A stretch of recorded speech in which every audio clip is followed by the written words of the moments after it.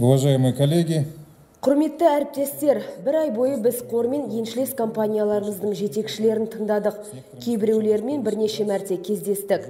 Қазір өзім қор қызметінің мықты жақтары және проблемалар туралы да білемін. Ең алдымен біз Жаңаөзенге қатысты жағдайды түзеуге тиіс болдық. Бұл мәселені шештік. Сол уақытта қажетті іс-шаралар жедел түрде қабылданды. Үкімет Самұрық-қазына Қазмұнайгаз даму қоры тарапынан қолдау көрсетілді. Зардап шеккендер көмекке қол жеткізді. Қираған нысандар қалпына келтірілуде. Жұмыстан шығарылған мұнайшылар еңбекпен қамтылды. Өзенмұнайгаз бен Қарашанбас мұнай жанынан 1070 және 1000 қызметкері бар 2 сервистік компания ашылды. Бүгінде жұмысқа 1986 адам қабылданған. Олардың жалақылары бұрынғы деңгейде сақталып отыр. Сонымен бірге Жаңаөзенді дамытудың кешенді жоспары аясында Самұрық-қазына қоры тарапынан қаланың әлеуметтік экономикалық жағдайын тұрақтандыруға, жаңа өндіріс орындары мен жұмыс орындарын құруға, аймақтың экономикасын дамытуға бағытталған 16 жоба әзірленуде. Соның ішінде мұнай кәсіп жабдықтарын жөндеуге арналған арнайы өндірісті жолға қою, шағын мұнай өндіру зауытын, мұнай құю терминалын құруға алуында кеме жөндеу зауытын ашу көзделген. Өзенмұнайгаз кен орындарында арнайы іс-шаралар кешені іске асырылады. Жаңа технологияларды енгізу арқасында бұлар өндіруді тұрақтандыруға және пайдалану мерзімін ұзартуға септігін тигізеді. Дәл осындай жобалар Қарашанбас, МБ және өзге кен орындарында жүзеге аспақ. Мұнымен қатар геологиялық барлау жалғасады. Ақтауда жол битумдардың өндірісі ашылады. Бұған қоса өзеннен Түркменстан шекарасына дейін инфрақұрылымды дамыту жоспарда бар. Осы іс-шаралар Жаңаөзен тұрғындарының көптеген мәселелерін шешуге көмектеседі. Бірақ бізге осы оқиғадан кейін түйін шығару қажет. Жаңаөзенде алған бірінші сабағымыз еңбек дауларын шешудегі мүлдем дайынсыздық. Байланыс орнатудың орнына әлеуметтік еңбек қатынастары жағынан бұрыс қадамдар жасалды. Бұл жағдайда шиеленістіре түсті. Барлықтарыңыз елбасының берген бағасын білесіздер. Сондықтан еңбек дауларын болдырмау үшін жүйелі шараларды қабылдап, ал егер дау туындайтын болса, өркениетті түрде шешу керек. Қазір мемлекет басшысының тапсырмасы бойынша қабылданған шаралар арқасында Жаңаөзендегі ахуал толығымен тұрақталды.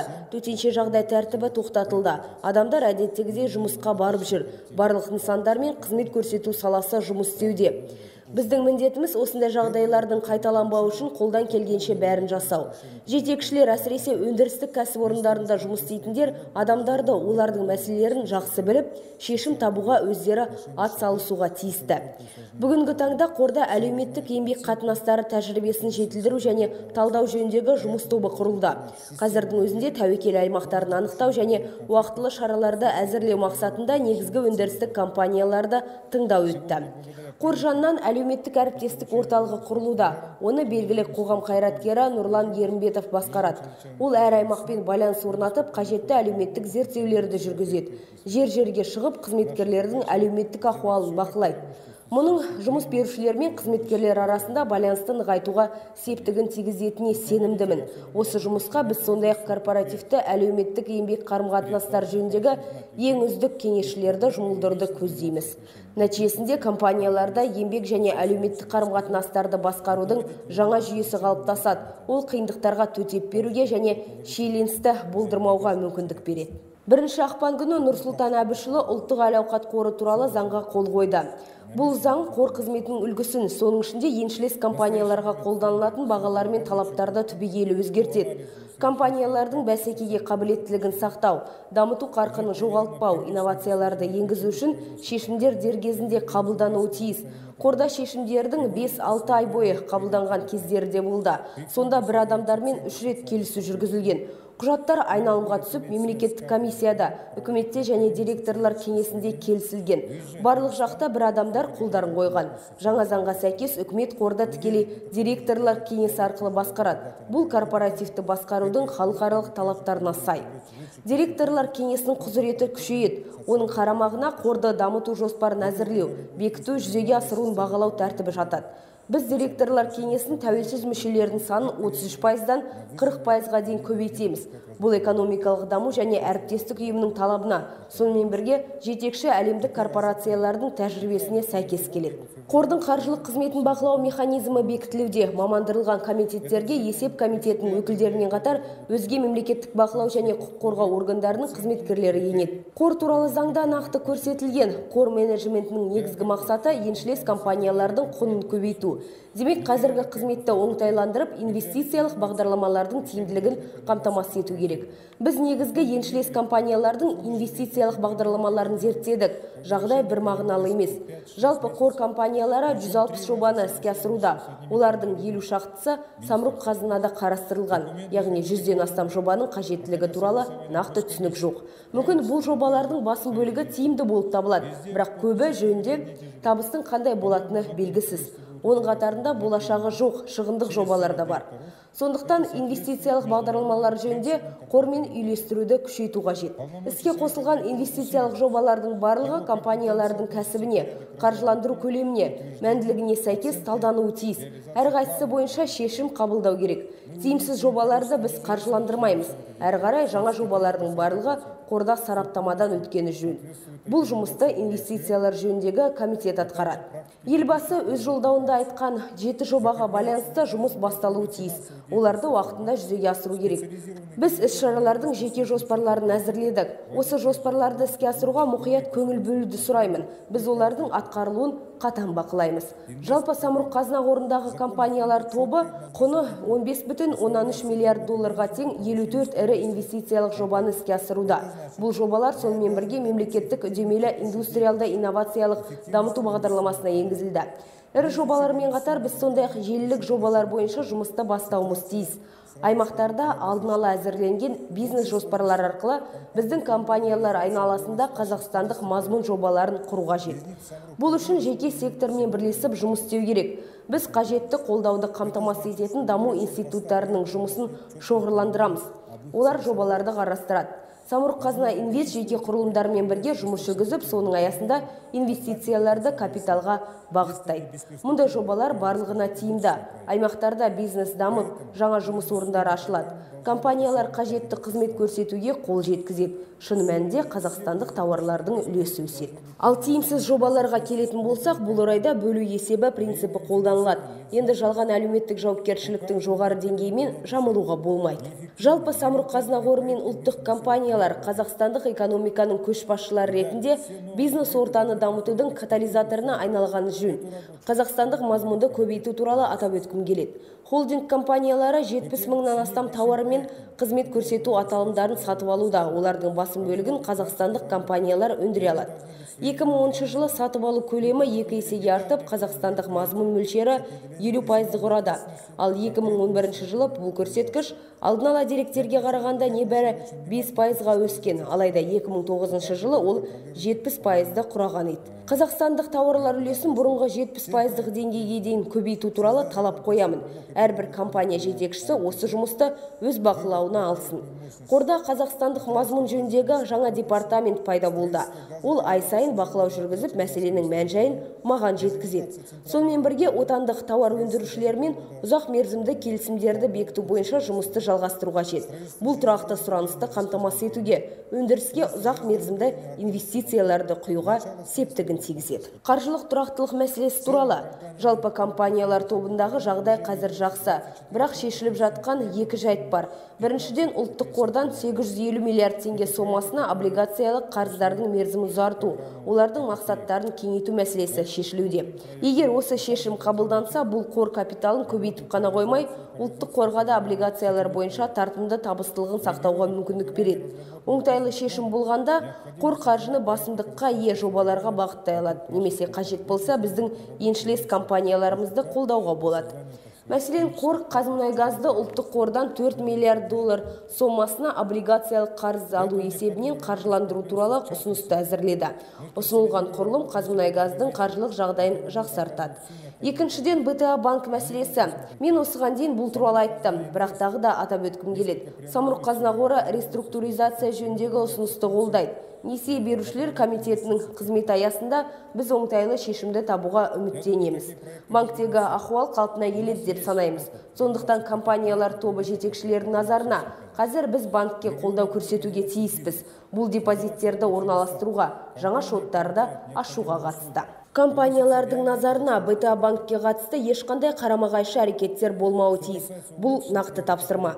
Жалпы қаржылық тұрақтылық мәселесі барлығына қатысты. 2011 жылдың 1 қазанында қор мен еншілес компаниялардың сыртқы қарызы 21,4 миллиард долларды құраған. Бұл өте қомақты сома. Ол елдің жалпы сыртқы қарызының 17,4%-на тең. Қарызды тиімді басқару және ақылмен қарызға алу аса маңызды. Біз осы бағытты күшейтеміз. Қорда компаниялардың қаржылық тұрақтылығы туралы ақпаратты үнемі тыңдайтын арнайы комитет құрылды. Егер корпоративті басқару туралы айтатын болсақ, жаңа заңға сәйкес қор мен еншілес компаниялардың тиімділігін бақылаудың басты механизмі болып, директорлар кеңесі мен даму жоспары аясында бекітілген негізгі көрсеткіштер саналады.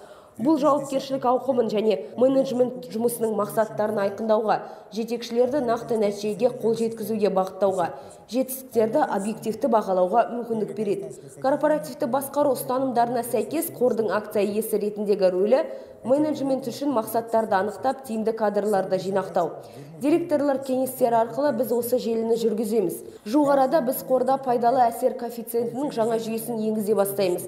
Бұл үрдіс барлық еншілес компанияларға тарауы тиіс. Тиімсіз менеджерлермен қоштасуға тура келеді. Қазір президент сынауынан кейін белгілі адамдардың туыстары болып табылатын көптеген қызметкерлерден қордың құтылатыны туралы әңгіме көп. Бұл президент сөзін мүлдем дұрыс емес жеткізу. Қызметкерлер өздерінің кәсіби қасиеттеріне сай бағаланады. Корпоративті басқаруды дамыту аясында біз директорлар кеңесінің жұмысын күшейтеміз. Бұл орайда тәуелсіз директорлардың рөлін ерекше атап өткім келеді. Олар көбінде тәжірибелі кәсіпкерлер болып табылады және шынымен де компаниялардың дамуына қолғабыс ете алады. Бұл адамдар өндіріс көлемін ұлғайтуға, басқарудың, есеп берудің әлдеқайда биік талаптарын енгізуге көмектеседі. Біздің директорлар кеңесінің мүшелері өз қарамағындағы компаниялар қызметінің нәтижесі жайында есеп береді. Компаниялар жетекшілерінің пайдалы әсер коэффициенттері олардың маңызды міндеттерді атқаруын дәлелдейтін нақты көрсеткіштерді қамтуы тиіс. Қордың басқару директорларын жетекшілік еткен компаниялар қызметінің нәтижесі бойынша да олардың топтың дамуына қосқан үлесіне қарай да бағалау керек. Еншілес компаниялардың қызметкерлері біздің шенеуніктер сияқты емес. Кәсіпкерлер сында жұмыс істеп жүргенімізді жиі айтады. Бизнес басқару мемлекеттік секторға қарағанда әлдеқайда тиімді дейді. Теория жүзінде бұл жақсы, мұнымен келісемін, бірақ осы дәрежеге шын жүзінде сай болып, өзіндік тиімділікті дәлелдеу керек. Енді үлкен әңгіме туғызған мәселеге келейік. Компаниялар құрылымы мен қызметкерлердің санын оңтайландыру. Мұндай тапсырманы президент берген. Біз осы жұмысты бастап та қойдық. Қордың жаңа құрылымда қызметтік міндеттер нақты бөлінді. Бір-бірін қайталау жоқ. Жалпы құрылым 4 бөлімге бөлінген. Біріншісі қаржылық экономикалық. Оны Елена Бахмутова басқарады. Бұл бөлімге экономикалық жоспарлау, екінші деңгейлі банктердің мәселелеріне жетекшілік ету кіреді. Бұрынғы құрылымға қарағанда бұл бөлімде біз қазынашылық департаментті жеке бөлдік. Бұл қызметті бос қаражатты пайдаланудың тиімділігін арттыру үшін күшейтеміз. Ол үздік халықаралық тәжірибеге де сай. Меніңше, Елена Леонидовна қазынашылық қызметтің тиімді схемасын құрастыра алады. Екіншісі Қуандық Бішімбаев басқаратын стратегиялық бөлім. Оның қарамағында стратегиялық даму, қазақстандық мазмұн, инновациялық саясат, инвестициялық жобалар мен тұрғын үй құрылысы, халықтық IPO-сында арнайы салалық бағдарламалар бар. Қуандық Уәлиханұлы барлық даму мәселелерін қарастырады. Оның бұл салада жақсы тәжірибесі бар. Осы бөлім шеңберінде біз қазақстандық мазмұн жөніндегі жаңа департаментті құрып, осы бағытты күшейтеміз. Бұл жұмыс қордың инвестициялық қызметімен тығыз байланысты. Сонымен қатар Бішімбаев жетекшілігіне СК контракт, СК фармация мен СК инвест өтеді. Операциялық өндірістік бөлім үш негізгі саланы мұнай-газ, тау-кен металлургия мен энергетиканы қамтиды. Оған өзім жетекшілік етемін. Бұл бағыттармен басқару директорлары айналысады. Оларды өз ісінің шеберлері деп білемін. Және қамтамасыз ету бөлімі. Оған заң қызметі, корпоративті басқару, тәуекелдерді басқару, аудит пен бақылау, адам ресурстарын басқару қызметтері енеді. Біз әлеуметтік әріптестік орталық арқылы әлеуметтік еңбек қарым-қатынастары саласында жұмысты күшейтеміз. Орталық өз кезегінде еңбек қарым-қатынастарында бірінші кезекте өндірістік ұжым ішінде корпоративті саясат үшін жауап береді. Жүйелі жұмыс жүргізу және қор қызметін күшейту мақсатында 4 комитет құрылды. Несиелік, бағалау мен жоспарлау, инвестициялық, инновациялық және кадрлық. Бұл комитеттер жүйелі негізде әр 2 апта сайын еншілес компанияларға қарасты мәселелерді қарап, түйіндерін шығарады, әрі кеңестерін береді. Еншілес компаниялардың операциялық қызметін бақылау үшін нақты талаптар қатары белгіленді. Оған қаншалықты сай екендігі туралы әр компания ай сайын қорда есеп береді. Бұған қоса қор тобының ауқымында вертикальді толассыз құрылымға ие қызметтер нақтыланды. Бұл құқықтық және кадрлық қамтамасыз ету, қауіпсіздік қызметі, корпоративті басқару мен тәуекелдерді басқару, аудит, қоғаммен байланыс, бизнес жоспарлау, қаржылық есеп, қазынашылық, сатып алу, инновациялар мен инвестициялар, стратегиялық даму және құжат айналымы. Құрылымның осындай желілік жүйе негізінде бөлімдер бойынша қалыптасуы қазіргі міндеттерге сәйкес келеді және сарапшылардың пікірінше озық тәжірибеге де сай. Мен барлық еншілес компанияларға өз құрылымдарын мұқият қарастырып, ең жоғарғы тиімділікті қамтамасыз ететін өзгерістер енгізуді ұсынамын. Сандық оңтайландыруға келетін болсақ, Самұрық Қазына қорында бұл бағыттағы жұмыс бұрыннан бері жүргізілуде. Егер 2010 жылдың соңында қорда 250 қызметкер жұмыс істесе, қазір олардың саны 150. Ұжымында 320 мыңнан астам адамы бар топты басқаратын компания үшін бұл қалыпты жағдай. Қазмұнайгазда және барлау өндіруде қазір оңтайландыру жүріп жатыр. Қазмұнайгазда қысқарту 25%-ға жетеді, ал барлауда бұдан да көп. Сондай Қазақстан темір жолы құрылымын оңтайландыру жөнінде жұмыс басталды. Әрі қарай бұл жұмысты барлық компанияларда қолға алуға жет. Осы тапсырманы бүгінгі протоколға енгізу керек. Нәтижені жақын уақытта күтемін. Сіздер дұрыс түсінгендеріңіз жөн. Механикалық қысқарту туралы сөз жоқ. Жұмыстың тиімділігін көтеріп, қызметтердің қайталануын болдырмау шарт. Жетекшілер қандай мәселелер үшін жауап беретіндерін анық білуі тиіс. Жалпы кадрлық саясатта бірінші орында кәсіби шеберлік пен менеджерлердің тиімділігі тұрады. Осылайша барлық құқықтық, стратегиялық және ұйымдастырушылық мәселелер шешілді. Енді тек мемлекет басшысы мен үкімет қойған міндеттерді орындау үшін белсене жұмыс істеу керек.